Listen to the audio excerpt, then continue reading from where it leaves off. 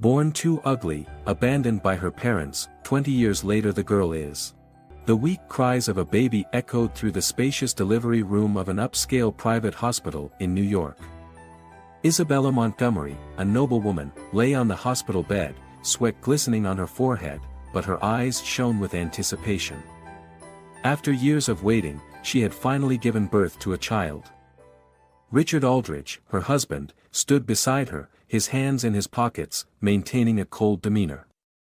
To him, having another child was merely a duty to continue the family lineage. When the nurse carried the baby closer to Isabella, she smiled, but that smile instantly froze as her eyes landed on the baby's face. "Oh my God!" Isabella screamed, pushing the baby away as if it were a monster. The young nurse, Maria, recoiled in shock, nearly dropping the infant. "What's wrong, Senora?" Maria asked anxiously. "Look at its face." "Oh God, no." Isabella clutched her head, her voice filled with panic. Richard stepped forward, frowning as he gazed at the baby.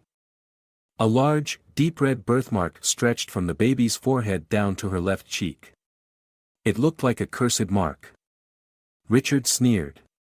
"An ugly child like this carrying the Aldrich name? This is an insult."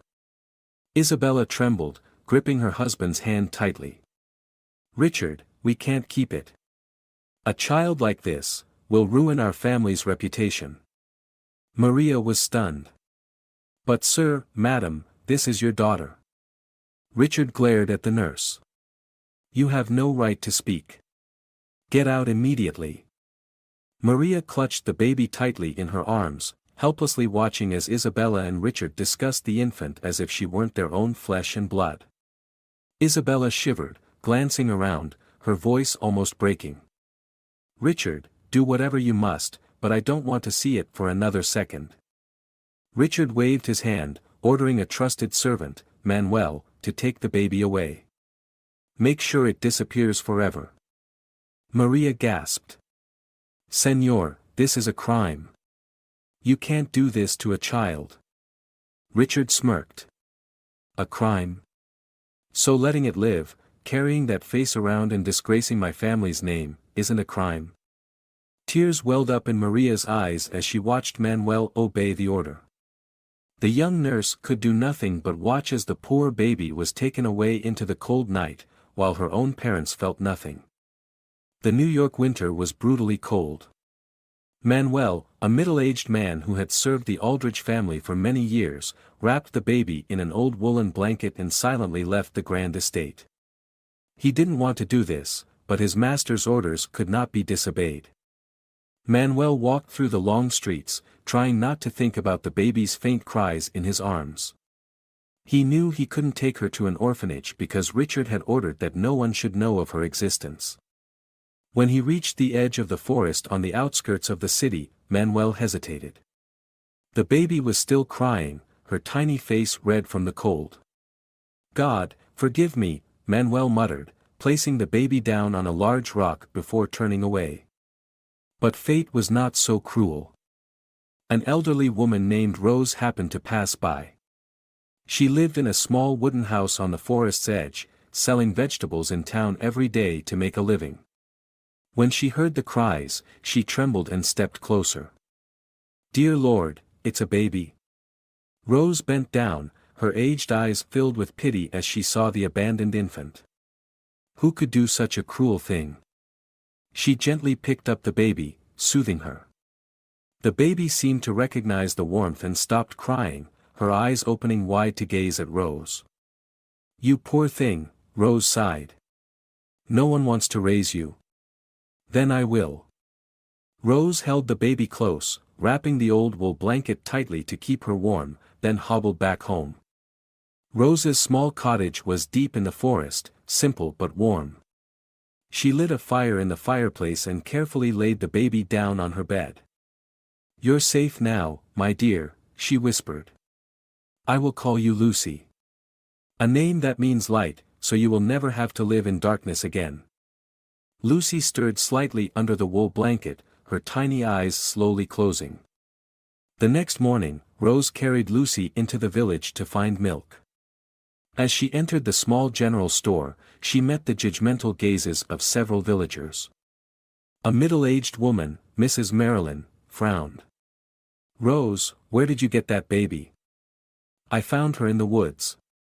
"Someone abandoned her," Rose replied firmly. "I'm going to raise her." The villagers began murmuring. An old man shook his head. "Maybe she's a cursed child. Look at that birthmark on her face." Another woman, Mrs. Camille, whispered, "Dear God, could she be a bad omen?" Rose held Lucy tightly. "You're all being superstitious. She's just a child."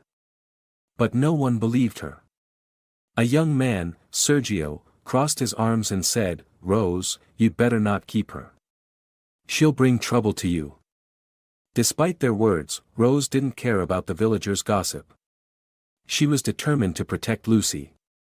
Meanwhile, at the Aldrich mansion, Isabella sat in a chair, sipping her tea with a calm expression. Richard entered the room, his voice cold.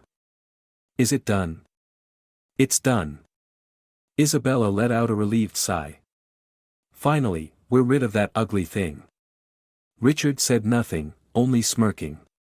"We should start preparing for a son. The Aldrich family needs a worthy heir." Isabella nodded.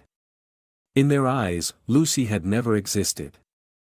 But fate never leaves the heartless unpunished. The morning sun shone through the small window of the modest wooden house. Lucy, around 6 years old at the time, sat on the cold ground, flipping through the pages of an old, worn-out book that Rose had kept for many years. The words were difficult to understand, but she never gave up because learning was the only thing that made her feel like she could exist in such a cruel world.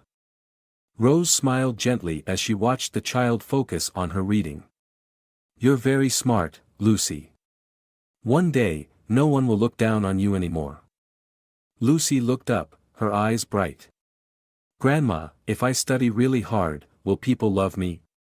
The smile on Rose's lips faltered slightly. She gently stroked the child's messy hair. "Not everyone is kind, my dear. But if you have knowledge, you will have the power to change your fate." Lucy nodded, though she didn't fully understand her words. To her, the outside world had never seemed welcoming. The village where Lucy lived was small and poor, but the people there were filled with prejudice. Ever since Rose had taken her in, Lucy had always been the subject of gossip and exclusion. Whenever Rose took Lucy to the market, the judgmental gazes and hushed whispers followed them everywhere. "That's the girl with the birthmark on her face. She looks terrifying. She must bring bad luck. Rose must be crazy. Why does she insist on raising her?" Every time, Rose would simply hold Lucy's hand tightly and lead her away. But Lucy heard everything. She would lower her head, her small hands clutching the hem of her dress. A question always echoed in Lucy's heart: why do they hate me? What did I do wrong? By the time Lucy was 8, she was eager to go to school like other children. She had secretly watched them play on the dirt road leading to the village school, imagining herself among them, sitting in a classroom, hearing her name called during roll call. One morning, Lucy bravely took Rose's hand. "Grandma, can I go to school?" Rose hesitated. "But you know, they don't want you there." "But I already know how to read. I'll study hard, I promise." The yearning in Lucy's eyes made it impossible for Rose to refuse. Finally, she took Lucy to the village school, hoping the headmaster would give her a chance. But as soon as the two of them stepped onto the school grounds, a group of parents quickly blocked the classroom door. A woman named Mrs. Marissa snapped, "We won't accept a cursed child in our children's classroom." "That's right. She'll bring misfortune," added a man, Mr. Albert. Lucy, frightened, hid behind Rose, her eyes brimming with tears. The headmaster, Mr. Peter, sighed regretfully. "Rose, I'm very sorry, but you see, there's nothing I can do." Rose trembled with anger. "She's just a child. Do you people have no conscience?" But no one showed any remorse. In the end, she had no choice but to take Lucy home, her heart aching as she saw the tears streaming down the little girl's face. That night, Lucy curled up in a corner of the house. "Am I really that hateful, Grandma?" Rose squeezed the little girl's hands tightly. "No, my dear. You are more precious than anyone in this village. They just don't see it." While Lucy was shunned, Anthony, the perfect son of the Aldrich family, was the shining jewel of the village. He grew up in luxury, showered with endless praise from the villagers. "Anthony is so handsome. Just like a true Aldrich. He will surely bring honor to our village one day." Lucy stood quietly from a distance, listening to the admiration for Anthony. He had everything she didn't: his parents' love, the villagers' admiration, a life free of worries. One day, Lucy accidentally crossed paths with Anthony at the market. When she curiously looked at him, Anthony smirked in disdain. "Who are you?" Lucy stammered. I'm Lucy." Anthony let out a mocking laugh. "Never heard of you." "Oh, wait, you're that monster kid everyone talks about, aren't you?" Lucy lowered her head, her heart aching. Anthony laughed louder and turned to his friends. "Look at this, guys. This is the cursed girl everyone's afraid of." The other children immediately burst into laughter. One of them, James, taunted her. "Lucy. Ugly Lucy. You're the bad omen of the whole village." Tears streamed down Lucy's face as she ran home.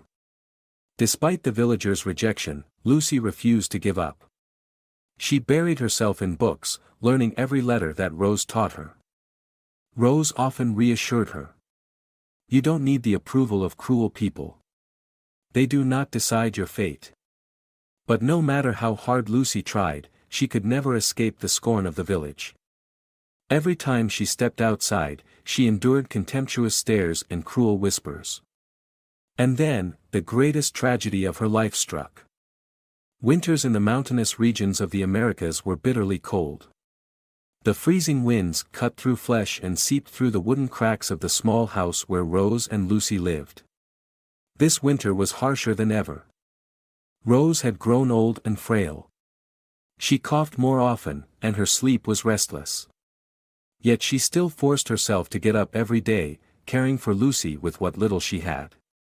Lucy noticed the changes in her. Rose's steps had become slower, her hands no longer as steady as before. One night, as Rose hugged Lucy to lull her to sleep, the little girl hesitated before asking, "Grandma, are you okay?" Rose gently stroked Lucy's hair. "I'm fine, my dear. Old age just makes me a little tired." But Lucy didn't believe her. She had seen the blood Rose coughed up into her worn-out handkerchief. She had seen her grandmother tremble whenever she walked. Desperately searching for work. One morning, Lucy decided to leave home to find a job. She was only 11 years old, but deep down, she understood that she had to do something to help Rose. She went to every house in the village, knocking on doors and begging for work, any work. But all she received in return were cold stares and cruel words. Mrs. Marissa crossed her arms and tilted her chin. "You want to work in my house? Never. I won't let bad luck into my home." Mr. Albert shook his head. "Do you think anyone would hire a cursed child like you? Get lost." Lucy bit her lip, holding back tears. She continued to the bakery, the inn, the vegetable stall, but no one gave her a chance. When she dragged her exhausted feet home, her hands empty, her heart was filled with despair. Rose grew weaker by the day.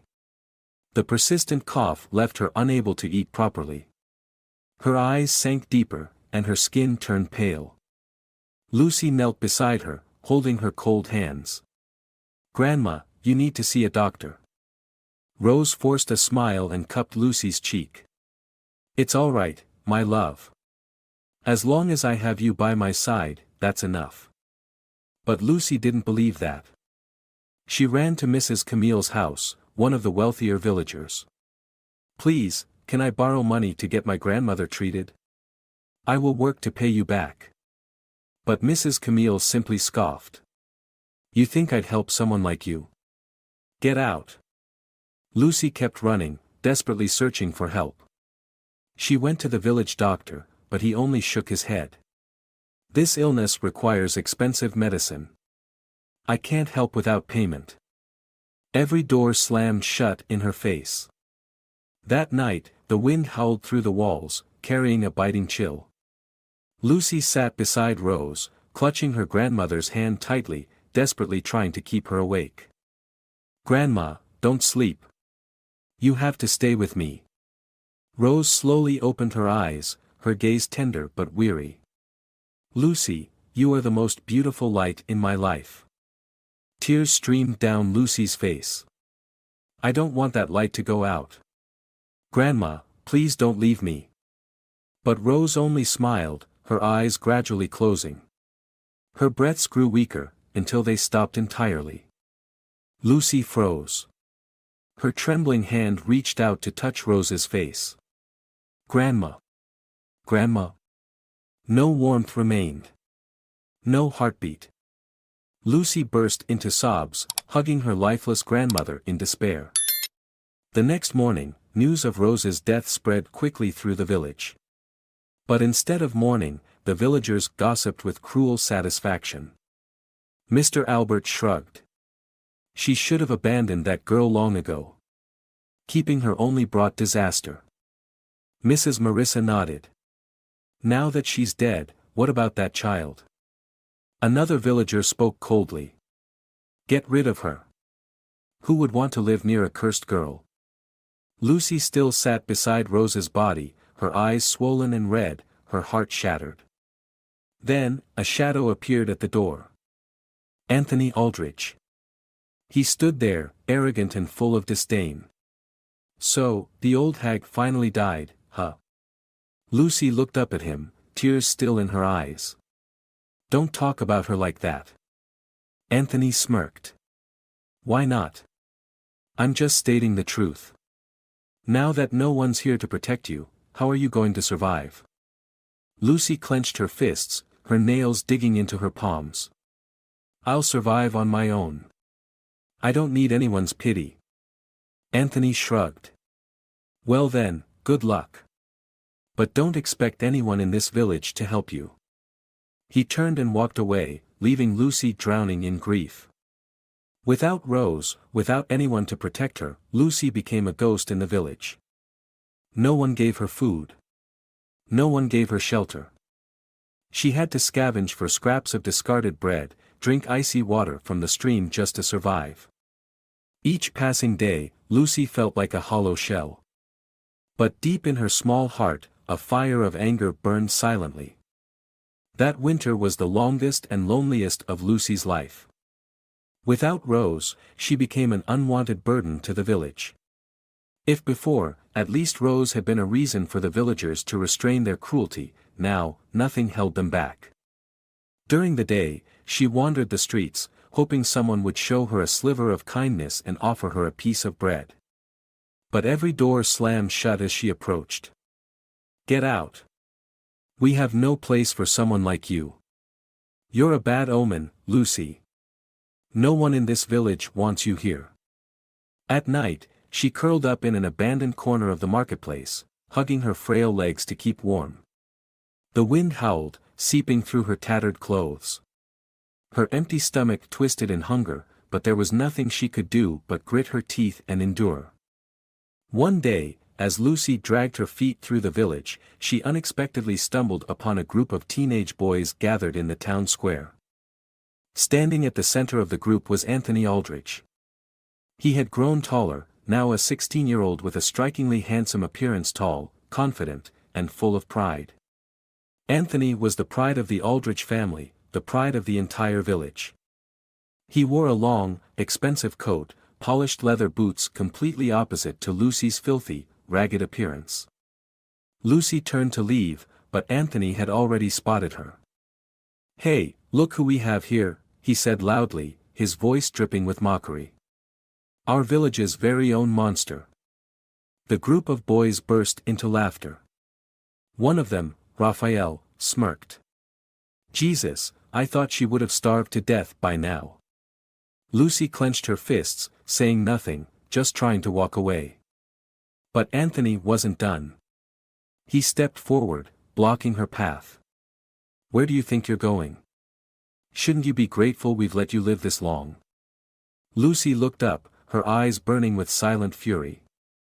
I don't need your pity. Anthony scoffed.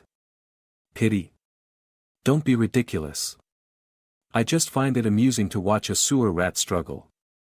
The group of teenagers burst into laughter. One of them, Daniel, spat on the ground. Lucy, I have a great idea. Why don't you just disappear for good? That way, we'd all feel a lot better. Lucy gritted her teeth and tried to slip past Anthony. But just as she moved forward, a rough hand yanked at the old scarf wrapped around her. Anthony snatched the scarf away, holding it high in the air. Look at this. This is all she has to keep warm. Do you want it back, Lucy? Lucy sprang forward, trying to grab it, but Anthony was quicker. He sneered and tossed the scarf into the mud. Go ahead, pick it up. Pick it up if you need it that badly. Lucy looked at the scarf, now covered in filth, then looked up at Anthony. The air grew tense. But instead of bending down, Lucy lifted her head high. I'd rather freeze to death than do what you tell me to. Anthony raised an eyebrow. He hadn't expected her to fight back. For a brief moment, their eyes met, one filled with arrogance, the other with defiance. Anthony didn't like that. His smirk twisted into something cruel, and suddenly, he shoved Lucy hard. She tumbled to the ground, her knees scraping against the sharp rocks, leaving them bloody. Next time, know your place, monster, Anthony said coldly before turning away. By the time Anthony returned to the Aldridge mansion, the sun had begun to set. He strode into the grand living room, where his mother, Isabella, was reading a book. Mother, did you hear something interesting today? Anthony sneered. That girl, Lucy, is still alive. She's like a cockroach refusing to die. Isabella flinched, setting her book down. What? She still exists. Anthony shrugged. Of course. She still wanders around the village like a stray dog. I saw her today. Isabella's face darkened. She cannot be allowed to exist. She is a disgrace to our family. Her hands tightened around her teacup, her voice trembling with hatred. Anthony, you must do something. I don't want to see her ever again. Anthony smirked. Don't worry, Mother. I'll take care of it. From that day on, Anthony didn't just mock Lucy, he used his family's power to ensure that the entire village turned against her completely. The innkeeper threw her out. No one would hire her. No one would sell her food. The doors that had once been barely ajar were now slammed shut in her face. Lucy grew hungrier, colder. She was forced to scavenge scraps from the marketplace, collecting discarded pieces of bread. One day, as she crouched down to pick up a fallen piece of bread, a scoffing voice rang out behind her. Anthony stood there, surrounded by his friends. Look at that. She really has become a sewer rat. The group erupted in laughter. Lucy clenched her fists, her heart burning with rage. But she knew she couldn't do anything yet. She needed to be stronger. She needed to survive. And for the first time in her life, Lucy thought about leaving. The sky over New York was gray, heavy with the promise of rain. Lucy walked along the rough dirt road, her bare feet bleeding from the sharp stones. She had grown accustomed to the gnawing hunger, the scornful stares, the cruel laughter. But today, something felt different. The villagers had gathered in front of Beatrice's bakery, chattering in hushed, urgent voices. As Lucy approached, they immediately fell silent, but their gazes bore into her with open hostility. Lucy felt something was wrong. Suddenly, a tall man stepped out from the crowd. Thomas, the owner of the village's only inn. "Lucy," he said coldly. "You're no longer allowed to stay here." Lucy froze. "What did you just say?" Thomas crossed his arms, looking at her with disdain. "I've received orders from someone important. You're not allowed to sleep in the market anymore, and you can't wander around the village. It's best if you disappear." Lucy clenched her fists. "Orders from who?" Thomas smirked. "Do you even need to ask? Everyone knows Anthony is the one who calls the shots here." A surge of anger boiled in Lucy's chest. "Anthony is not the king of this village." Thomas scoffed. "No, but everyone fears the Aldrich family. You're just a useless stray, Lucy. If you don't want to be thrown out by force, you'd better leave on your own." The villagers began murmuring among themselves. Some nodded in agreement, while others merely watched in silence, unwilling to speak up for Lucy. Lucy took a step back, her heart pounding. "I won't go anywhere. I haven't done anything wrong." Suddenly, Mrs. Marissa spoke up, her voice dripping with malice. "You are the curse of this village. You bring misfortune to all of us. If you stay here, disaster will surely follow." Voices of agreement echoed through the crowd. Lucy felt as if the ground beneath her had crumbled. She had nowhere to go. Desperate, Lucy ran to Mrs. Camille's house, the woman who had once been Rose's close friend. She knocked frantically, her voice trembling. "Mrs. Camille. Please. I have nowhere else to go. Can you help me?" After a long moment, the door creaked open. But instead of the warm, familiar gaze she had hoped for, Lucy was met with cold, detached eyes. Camille crossed her arms, her expression unreadable. "Lucy, you need to understand, no one wants you here." Tears welled in Lucy's eyes. But you were Grandma Rose's friend." Camille sighed. "Yes, but she's gone now.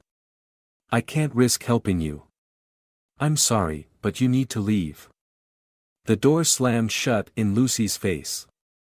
She stood there, tears spilling down her cheeks.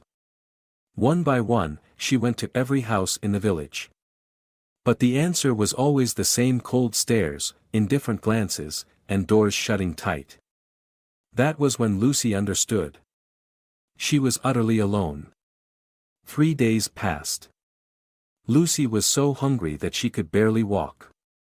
Her weak, trembling legs carried her to the marketplace, where she eyed the discarded pieces of bread lying by the roadside. Hesitating for a moment, she finally reached down to pick up a stale piece and brought it to her lips. Suddenly, a voice sneered behind her. "Look, guys. The little monster is eating garbage." Lucy froze. In front of her stood Anthony Aldrich, accompanied by his group of friends. Daniel burst into laughter. "Wow, I've never seen anyone this pathetic before." Anthony smirked, looking thoroughly entertained. "She really is a sewer rat. Not only is she cursed, but now she's a beggar too." Lucy felt her face burn with shame and anger. She clenched the piece of bread in her hand but refused to throw it away. No matter how much they mocked her, she had to survive. Anthony stepped closer, crouching down so that his voice was just above a whisper. "I want you to understand something, Lucy. You don't belong here. You're just trash." Lucy lifted her gaze, her eyes burning with defiance. "One day, I'll prove you wrong."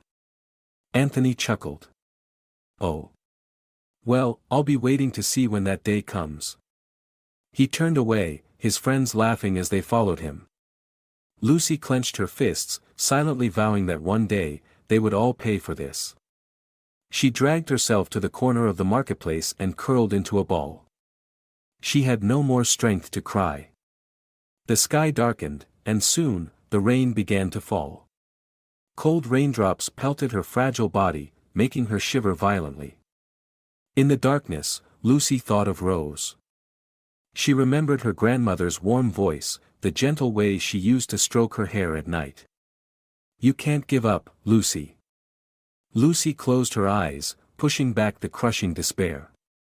She had to survive. No matter what, she could not let them see her break. She lifted her head and stared toward the horizon. And for the first time in her life, she allowed herself to think of something she had never dared consider before. Leaving this place. The following days only proved that the nightmare wasn't over. It wasn't enough that the villagers shunned her. Anthony and his gang now used her as their favorite source of entertainment. During the day, whenever she walked through the village, they would whistle, point, and throw stones while hurling insults. "Lucy. Monsters shouldn't exist. Aren't you ashamed to still be alive?" At night, Anthony and his friends would sneak to the marketplace, where she slept.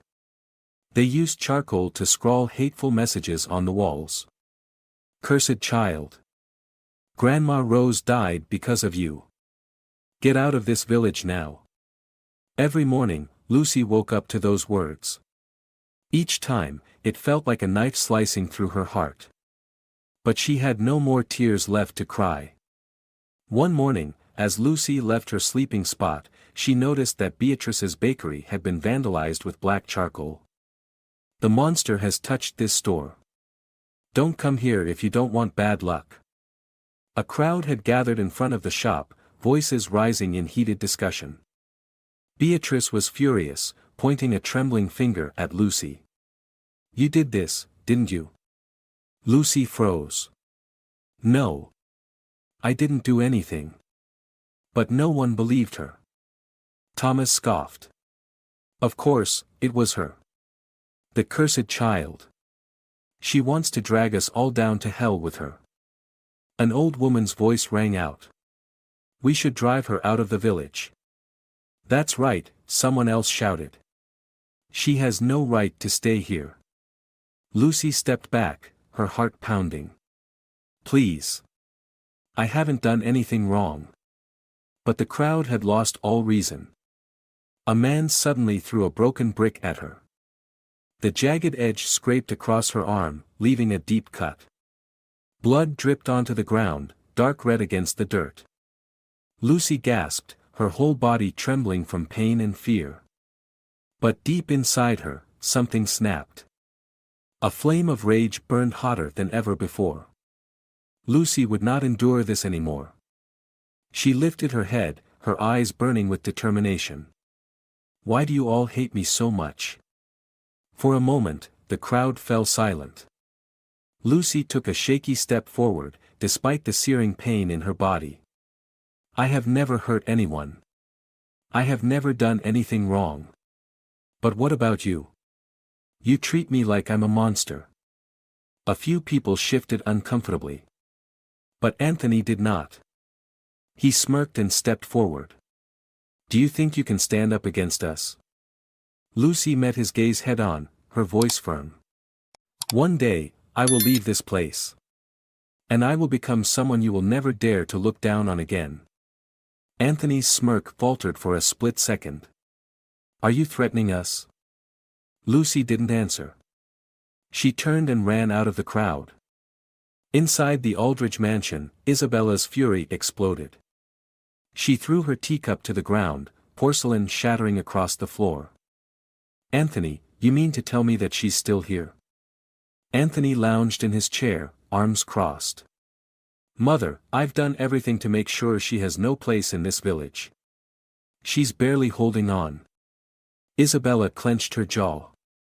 "I don't want her to be barely holding on. I want her to disappear completely." Anthony smirked. "Don't worry, Mother. She won't last much longer." Isabella exhaled sharply, but the hatred in her eyes remained. "I don't want any loose ends. I never want to see her again." Anthony nodded. "Understood, Mother." But he had no idea that Lucy had a different plan. That night, Lucy packed what little she had. A tattered scarf. A stale piece of bread. A small knife that Rose had once given her. She couldn't stay here any longer. If she did, she would die. She had to leave. But where? Lucy looked up at the vast, starry sky and took a deep breath. Rose had once told her, New York is a big place, full of opportunities for those who never give up. New York. Maybe that was where she needed to go. Lucy clenched her fists. I won't let them destroy my life. Then, before the first light of dawn, Lucy left behind the village that had been her nightmare. She walked forward, never looking back. Lucy trudged through the darkness, her bare feet bleeding from the sharp stones on the rugged path leading away from the village. She had no money. No food, except for the stale piece of bread tucked inside her torn coat. The freezing night wind bit into her skin, but she didn't stop. She had nothing left to lose. Everything in that village had been nothing but pain. Each step carried the weight of her hatred and determination. She would never return to that place again. The outskirts of New York were dark and eerily silent. Towering trees loomed overhead, their dense canopies blocking out most of the sky. Only faint beams of moonlight filtered through the leaves, barely illuminating the narrow path Lucy carefully navigated. Her stomach twisted painfully from hunger, but she didn't dare stop. Every small noise in the forest made her jump. I have to keep going. I can't stop. She told herself, forcing her feet to move faster. Suddenly, a rustling sound echoed from behind her. Lucy froze, her heart pounding wildly. She turned, but all she saw was darkness. Is someone there? She asked, her voice trembling. No answer. Then, another sound: footsteps. Lucy sucked in a sharp breath and took off running. She had no idea how far she ran, only that she couldn't stop. By the time she collapsed in a small clearing, her heart was pounding so hard it hurt. Her breaths came in ragged gasps. Then, a voice cut through the night. Where are you running off to in such a hurry, Lucy? Lucy's blood ran cold. She turned slowly and saw Anthony standing there, flanked by Daniel and Raphael. All three of them smirked, their eyes gleaming with cruel amusement. Lucy took a step back. Why are you here? Anthony shrugged casually. We heard you were leaving the village, so we thought, why not send you off properly? Daniel let out a loud laugh. Or maybe keep you around. After all, you're the best entertainment we have. Fear clawed at Lucy's chest. But she refused to let it show. Her fingers tightened around the small knife she had hidden behind her back. Get lost, Anthony, she said, her voice hard. Anthony laughed. Oh. Are you giving me orders now? He stepped forward, grabbing Lucy's chin and squeezing. Did you really think you could escape me? Lucy clenched her teeth and ripped herself free from his grasp. I'm not the scared little girl I used to be. Anthony's eyes darkened. Oh. Is that so? Smack. His palm struck her face hard. Lucy fell to the ground, her cheek burning with pain. But she didn't cry. She looked up at Anthony, her eyes blazing with hatred. Anthony crouched down, grabbing the knife from her hand and holding it up. And what were you going to do with this? Kill me? He laughed and tossed the knife aside. But Lucy didn't need the knife to fight. She grabbed a handful of wet dirt and flung it straight into Anthony's eyes. H! He yelled, stumbling backward, rubbing at his face. Lucy seized the moment and kicked his leg as hard as she could. Anthony lost his balance and crashed to the ground. Daniel and Raphael froze, stunned. Lucy didn't wait. She turned and sprinted into the forest. Behind her, Anthony roared, "Catch her!" The sound of footsteps thundered after her. Lucy felt her heart slamming against her ribs. She couldn't let them catch her. She had to escape. Up ahead, the trees thinned, revealing the faint glow of a road. Lucy pushed her legs harder, running towards it with everything she had left. She burst out of the forest and tumbled onto a gravel road. As she lifted her head, she saw a carriage barreling toward her. The driver, an old man with silver hair, Arnold yanked on the reins, stopping the horses just in time. "You there? What are you doing out here at this hour?" he demanded. Lucy gasped for air, her whole body shaking. "Please, take me away from here." Arnold's gaze swept over her bruised face, her dirt-covered skin, and her wounded feet. His expression hardened. "Who did this to you?" Lucy didn't get a chance to answer. Behind her, Anthony and his gang burst from the trees. Arnold understood immediately.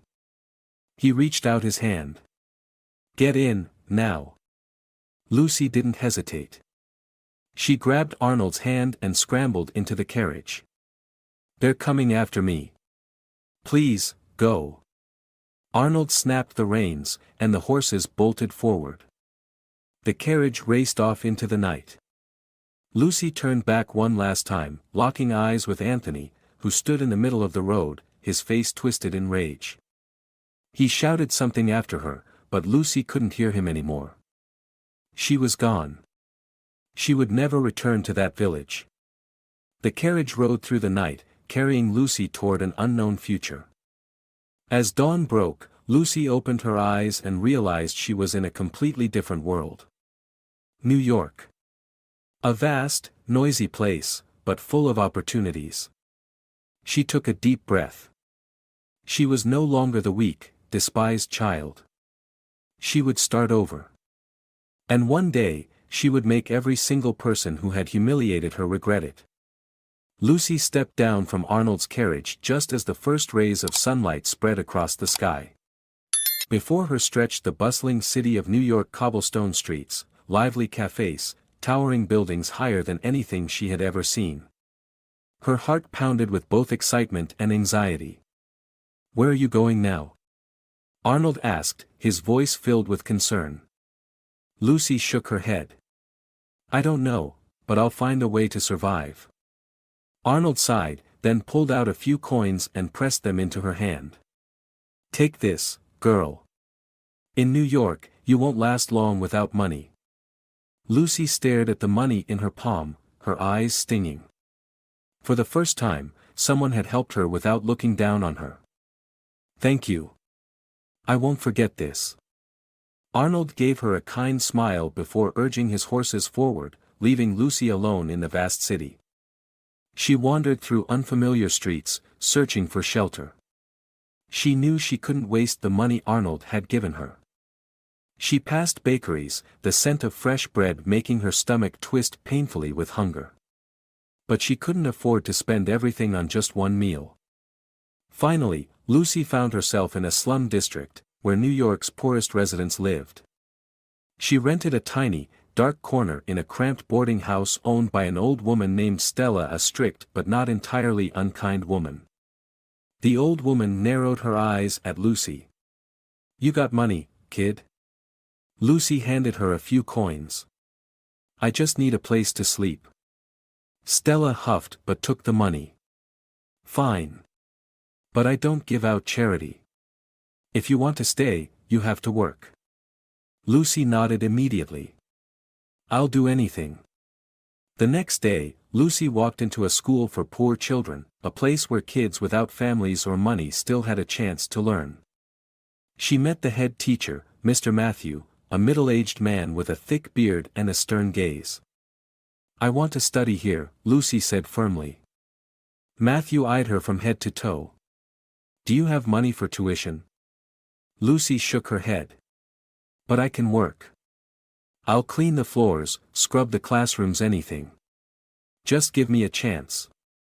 Matthew was silent for a long moment, then nodded. "Fine. If you're willing to work, I'll let you study." For the first time in years, Lucy smiled. From then on, Lucy's days began before dawn. She woke up early to clean the classrooms, scrub the floors, and do every job no one else wanted to do. When the other students arrived, she put away her cleaning rags and sat at a desk like any other student. She devoured every word in her books. She solved every math problem with fierce determination. No matter how exhausted she was, she never gave up. Every time she thought of her past, the humiliation, the hunger, the suffering, she reminded herself, I can't stop. I have to keep moving forward. 3 years passed. Lucy didn't just complete her education, she surpassed everyone. She read faster, solved math problems more easily, and wrote essays sharper than any of her classmates. Even Mr. Matthew had to acknowledge her brilliance. One day, he called her into his office and placed a letter in front of her. This is a scholarship to one of the most prestigious medical universities in New York, he said. I've recommended you. Lucy's eyes widened. What? Matthew smiled. You have talent. You deserve a better future. Lucy held the letter in her hands, and for the first time in years, tears fell from her eyes. She had once been a discarded child, hated, starved, pushed to the brink of death.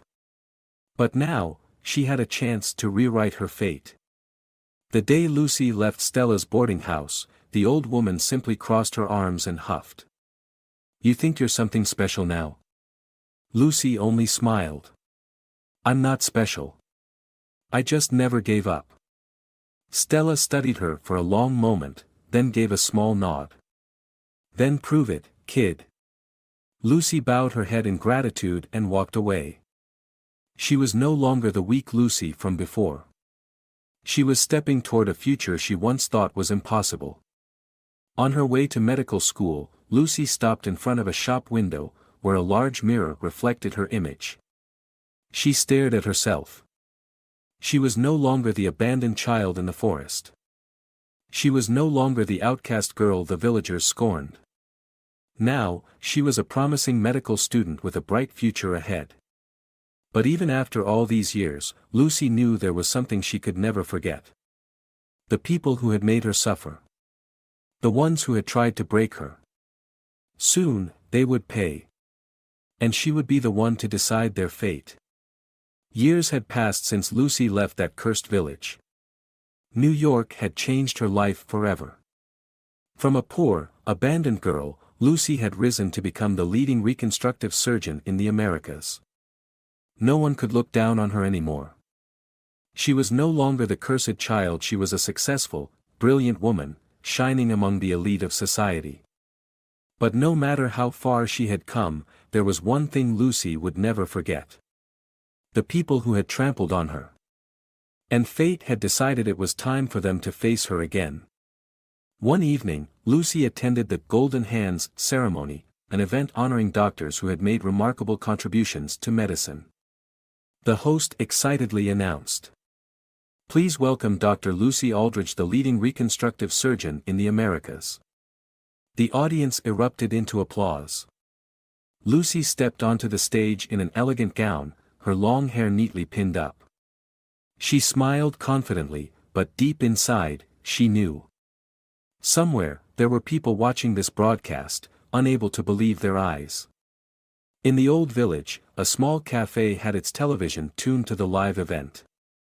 The villagers gathered, watching casually, unaware of who they were about to see. Then, Lucy appeared on the screen. An elderly woman gasped. Am I seeing things?" Mrs. Marissa's jaw dropped. "No way. That's the cursed girl." The cafe fell into an eerie silence.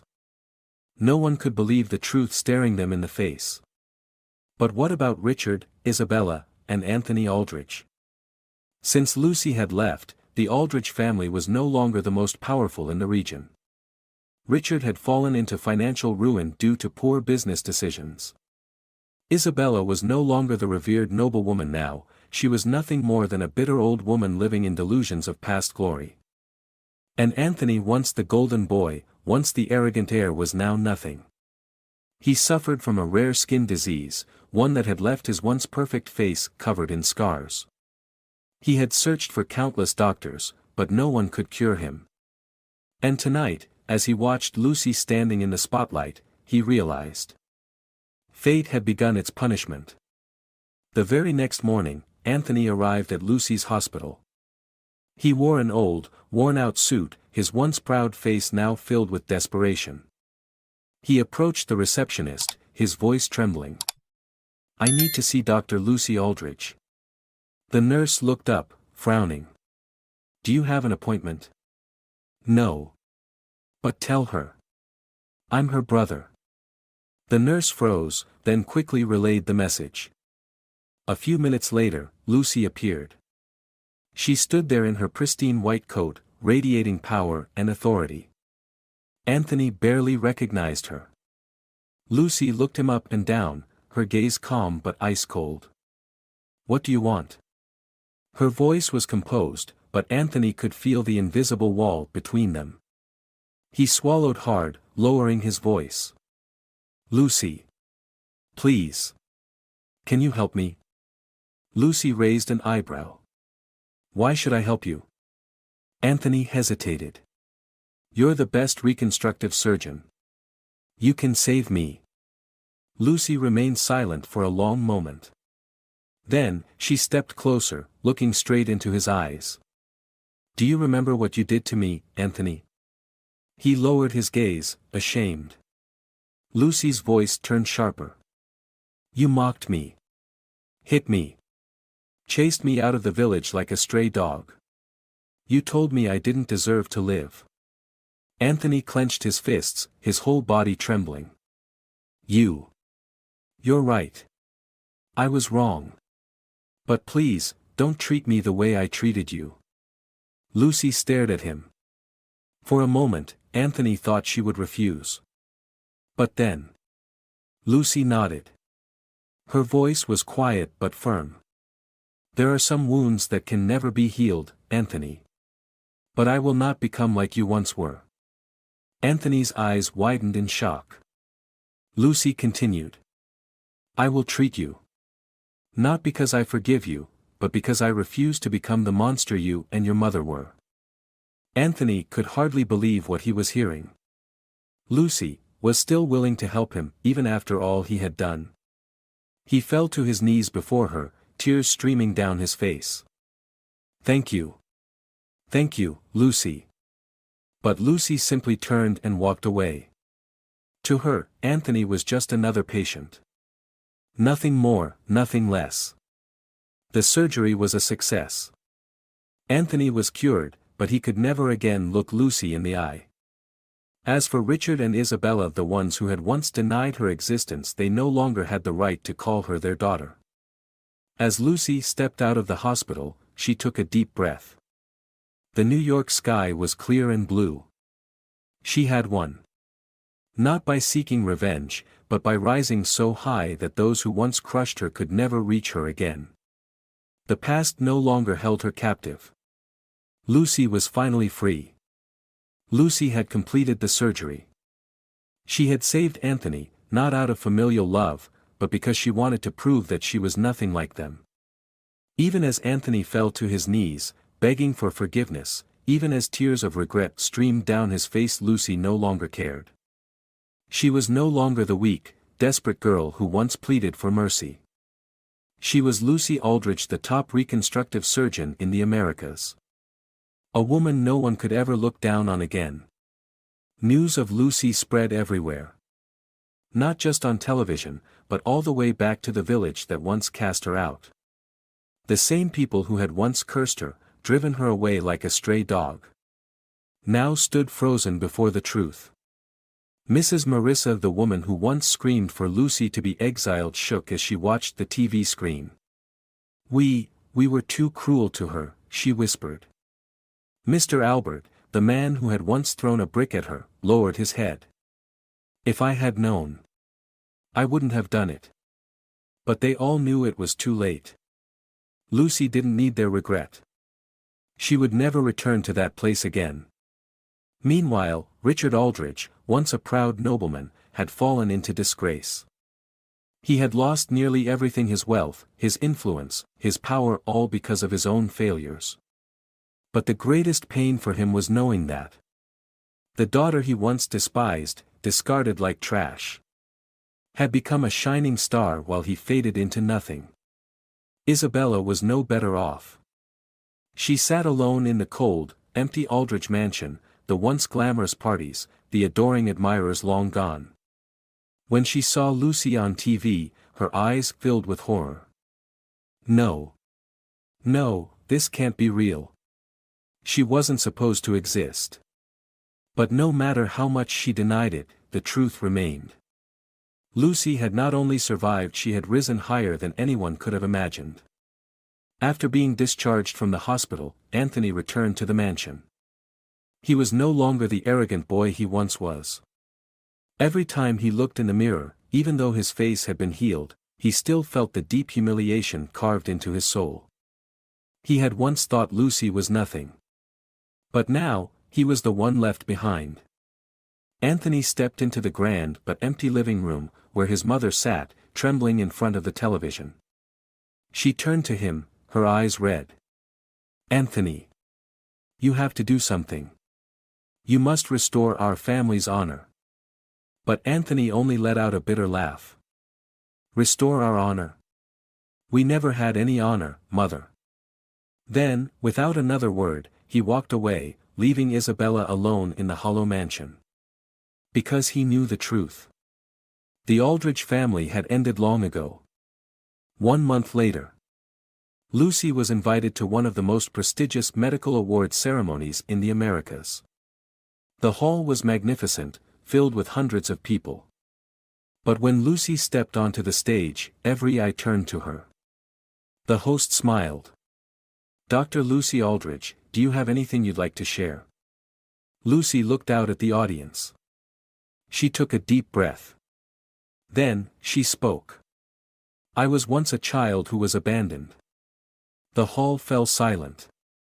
Lucy continued, her voice calm but strong. "I was once called a curse. I was cast out, beaten, and starved. But I survived. I rose above it. And today, I stand here not for revenge, but to say one thing." She paused for a moment. Then, she smiled. "True beauty is not found in the face, but in the heart." The room erupted into applause. The audience stood, cheering her name, celebrating her as a hero. But somewhere far away, the people who had once mocked her, tortured her, and exiled her, could only bow their heads in shame. Richard Aldrich spent the final years of his life in isolation. No one respected him anymore. The whispers around him were no longer of admiration but mockery. Isabella, once a powerful socialite, was now completely forgotten. Even the same people who had once worshipped her, had turned their backs on her. And Anthony. He had been healed physically. But his soul would always bear scars that could never be erased. Every time he looked in the mirror, he no longer saw Anthony Aldrich, the golden heir. He saw a defeated man. A ghost of the past. And Lucy? She never looked back. She had closed the door on her past and stepped into the future she built with her own hands. The people who had wronged her had already faced their punishment. But Lucy no longer cared about them. She had won.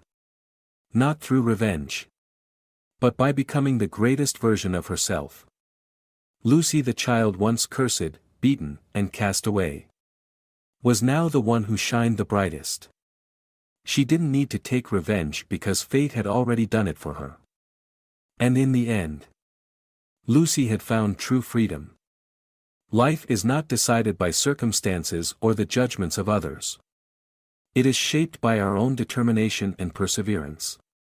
Lucy proved that even when cast aside, even when despised, one can rise above it all, as long as they never give up.